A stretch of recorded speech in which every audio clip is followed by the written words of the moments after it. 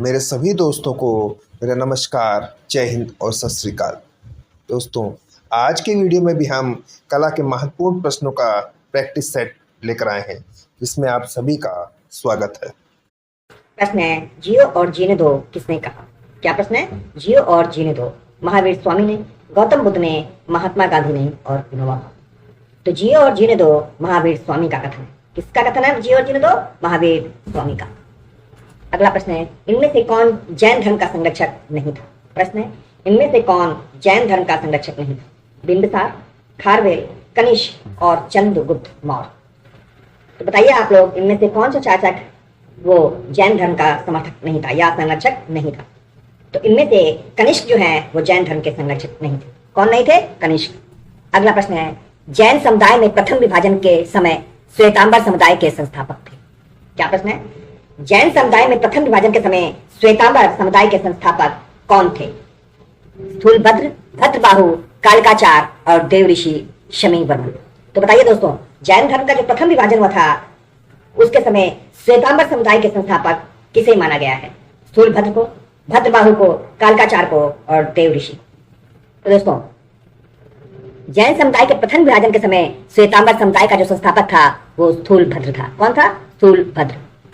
अगला प्रश्न है, इनमें से कौन सा धर्म विश्व प्रलय की अवधारणा में विश्वास नहीं रखता? क्या प्रश्न है? इनमें से कौन सा धर्म विश्व विनाशकारी प्रलय की अवधारणा में विश्वास नहीं रखता? जैन धर्म, बौद्ध धर्म, हिंदू धर्म और इस्लाम धर्म। तो इनमें से जैन धर्म जो है वो विश्व विनाशकारी प्रलय की अवधारणा में विश्वास नहीं रखता है। किसमें विश्वास नहीं रखता? विश्व विनाशकारी प्रलय की अवधारणा में जैन धर्म विश्वास नहीं रखता है। अगला प्रश्न है, श्रवणबेलगोला स्थित है तमिलनाडु में, गुजरात में, कर्नाटक में और आंध्र प्रदेश में। तो बताइए आप लोग कि श्रवणबेलगोला कहाँ स्थित है? तमिलनाडु में, गुजरात में, कर्नाटक में और आंध्र प्रदेश में। तो दोस्तों, जो श्रवणबेलगोला है वो कर्नाटक में स्थित है। कहाँ स्थित है? कर्नाटक में। अगला प्रश्न है, किस धर्म को राष्ट्रकूटों का संरक्षण प्राप्त था? प्रश्न है, किस धर्म को राष्ट्रकूटों का संरक्षण प्राप्त था? बौद्ध धर्म को, जैन धर्म को, शैव धर्म को और शाक्त धर्म को। तो बताइए, राष्ट्रकूटों का संरक्षण किस धर्म को प्राप्त था इनमें से? तो इनमें से जैन धर्म को राष्ट्रकूटों का संरक्षण प्राप्त था। किसे प्राप्त था? जैन धर्म को राष्ट्रकूटों का संरक्षण प्राप्त था। अगला प्रश्न है, महावीर के अनुसार मानव जीवन के वास्तविक उद्देश्य संसार से मुक्ति प्राप्त करने को इस प्रकार क्या क्या? अगला प्रश्न है, जैन धर्म में पूर्ण ज्ञान के लिए क्या शब्द है? प्रश्न है, जैन धर्म में पूर्ण ज्ञान के लिए क्या शब्द है? जिन, रत्न, कैवल्य और निर्वाण। तो जैन धर्म में पूर्ण ज्ञान के लिए कैवल्य शब्द है। कौन सा शब्द है? कैवल्य। किसके लिए? पूर्ण ज्ञान के लिए। अगला प्रश्न है, इनमें से कौन सा राजा जैन धर्म का संरक्षक था? प्रश्न है, इनमें से कौन सा राजा जैन धर्म का संरक्षक था? अशोक, हर्ष, पुलकेशन द्वितीय और खारवेल। इनमें से खारवेल जो है वो जैन धर्म का संरक्षक शासक था। कौन था? खारवेल जैन धर्म का संरक्षक शासक था। अगला प्रश्न है, इनमें से कौन सा धर्म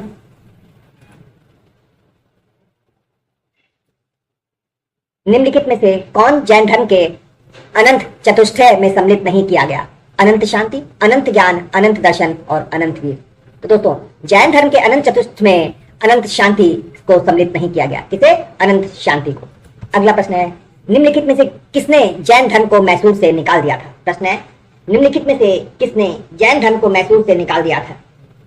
नयनार ने, लिंगायत ने, अलवार ने और शंकराचार्य ने। तो दोस्तों, इनमें से शंकराचार्य ने जैन धर्म को मैसूर से निकाल दिया था। किसने निकाल दिया था जैन धर्म को मैसूर से? तो शंकराचार्य ने। अगला प्रश्न है, बोधिसत्व पद्मपाणि का प्रसिद्ध चित्र कहाँ स्थित है? प्रश्न है, बोधिसत्व पद्मपाणि का प्रसिद्ध चित्र कहाँ स्थित है? अजंता में, बादामी में, बाघ में और एलोरा में। तो दोस्तों, बोधिसत्व पद्मपाणि का चित्र अजंता में स्थित है। कहाँ स्थित है? अजंता में। अगला प्रश्न है, बुद्ध का जन्म हुआ था या बुद्ध का जन्म कहाँ हुआ था? वैशाली में, लुम्बिनी में, कपिलवस्तु में और पाटलिपुत्र में। तो महात्मा बुद्ध का जन्म लुम्बिनी में हुआ था। कहाँ हुआ था बुद्ध का जन्म? लुम्बिनी में। अगला प्रश्न है, गौतम बुद्ध की माँ किस वंश से संबंधित थी? क्या प्रश्न है? गौतम बुद्ध की माँ किस वंश से संबंधित थी? शाक वंश, माया वंश, लिच्छवी वंश और कोली वंश। तो महात्मा बुद्ध की जो माँ थी वो कोली वंश से संबंधित थे। किससे संबंधित थी गौतम बुद्ध की माँ? तो कोली वंश से। अगला प्रश्न है, लुम्बिनी गौतम बुद्ध का जन्म स्थान है, इसका समर्थन किसके अभिलेख से होता है? प्रश्न क्या है? लुम्बिनी जो है वो गौतम बुद्ध का जन्म स्थान था। इसका समर्थन कौन सा लेख या किसका अभिलेख लेख करता है? अशोक का, कनिष्क का, हर्ष का और धर्मपाल का। तो दोस्तों, गौतम बुद्ध का जन्म लुम्बिनी में हुआ, इसका समर्थन अशोक का अभिलेख से होता है या अशोक का अभिलेख करता है।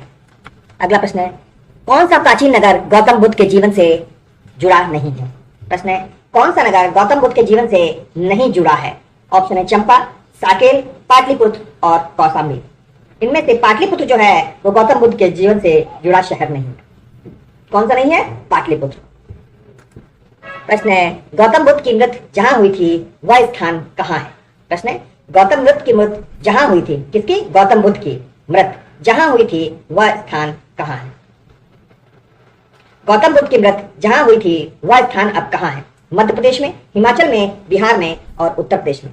तो दोस्तों, गौतम बुद्ध की मृत्यु जिस जगह या जहां पर हुई थी वह स्थान अब उत्तर प्रदेश में है।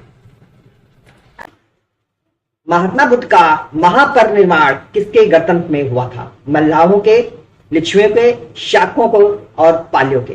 तो बताइए, महात्मा बुद्ध का महापरिनिर्वाण किसके गणतंत्र में हुआ था? मल्लों के, लिच्छुओं के, शाकों के और पालियों के। तो दोस्तों, मल्लों के गणतंत्र में, किसके? मल्लों के गणतंत्र में महात्मा बुद्ध का महापरिनिर्वाण हुआ था। इनमें से महात्मा बुद्ध का दूसरा नाम क्या है? प्रश्न है, इनमें से महात्मा बुद्ध का दूसरा नाम क्या है? तथागत, प्रसन्न, मिहिर, गुडाकेश। तो दोस्तों, महात्मा बुद्ध का दूसरा नाम तथागत है। क्या है इनमें से? तथागत महात्मा बुद्ध का दूसरा नाम है। अगला प्रश्न है, महात्मा बुद्ध के जीवन की किस घटना को महाविनिष्क्रमण के नाम से जाना जाता है या महाविनिष्क्रमण के रूप में जाना जाता है? ऑप्शन है उनके महापरिनिर्वाण को, उनके जन्म को, उनके गृह त्याग को और उनके प्रबोधन को। तो दोस्तों, बुद्ध के जीवन की घटना को जिसे महानिष्क्रमण कहा जाता है वह है उनका गृह त्याग। क्या है? गृह त्याग।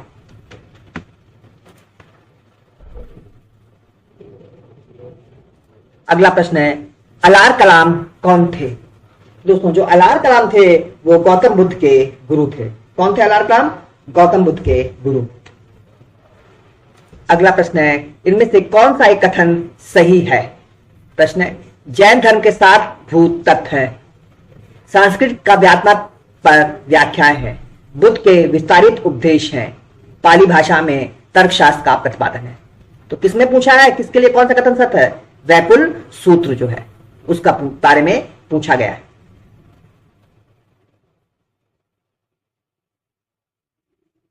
इनमें से बुद्ध के विस्तारित उपदेश सही हैं।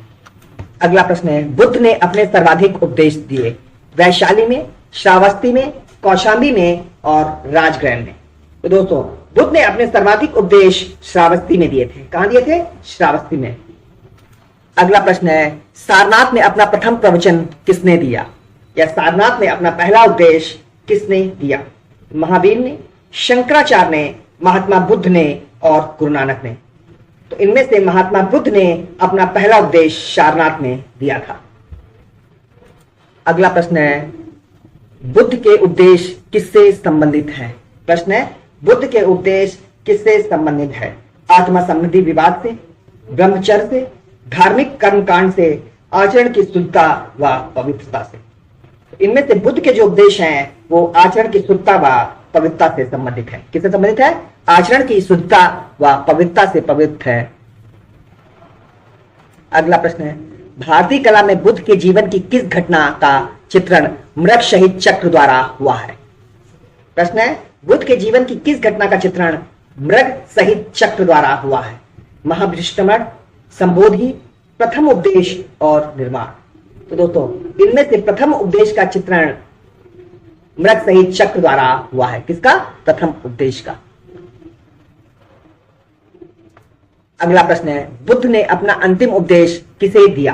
प्रश्न है, बुद्ध ने अपना अंतिम उपदेश किस शिष्य को दिया? आनंद, सारिपुत्र, सुभद्र और उपाली। तो महात्मा बुद्ध ने अपना अंतिम उपदेश सुभद्र को दिया था। किसे दिया था अंतिम उपदेश? सुभद्र को। अगला प्रश्न है, गौतम बुद्ध द्वारा अपने धर्म में दीक्षित किए जाने वाला अंतिम व्यक्ति कौन था? प्रश्न है, गौतम बुद्ध द्वारा अपने धर्म में दीक्षित किए जाने वाला अंतिम व्यक्ति कौन था? आनंदपुत्र, सारिपुत्र, मोगलान और सुभद्र। तो दोस्तों, गौतम बुद्ध द्वारा अपने धर्म में दीक्षित किए जाने वाला अंतिम शिष्य या अंतिम व्यक्ति सुभद्र था। अगला प्रश्न है, धर्म चक्र प्रवर्तन किया गया सांची में, श्रावस्ती में, सारनाथ में और वैशाली में। तो दोस्तों, धर्म चक्र प्रवर्तन जो है वो सारनाथ में किया गया था। कहां किया गया था? सारनाथ में। अगला प्रश्न है, गौतम बुद्ध का प्रथम प्रवचन कहां हुआ? तो गौतम बुद्ध का जो प्रथम प्रवचन हुआ था वो सारनाथ में हुआ था। कहां हुआ था? सारनाथ में। अगला प्रश्न है, प्रथम शताब्दी ईस्वी में किस भारतीय बौद्ध भिक्षु को चीन भेजा गया? प्रश्न है, प्रथम शताब्दी ईस्वी में किस भारतीय बौद्ध भिक्षु को चीन भेजा गया? असंग, अश्वघोष, वासुमित्र और नागार्जुन। इनमें से नागार्जुन को चीन भेजा गया था। किसे भेजा गया था? नागार्जुन को।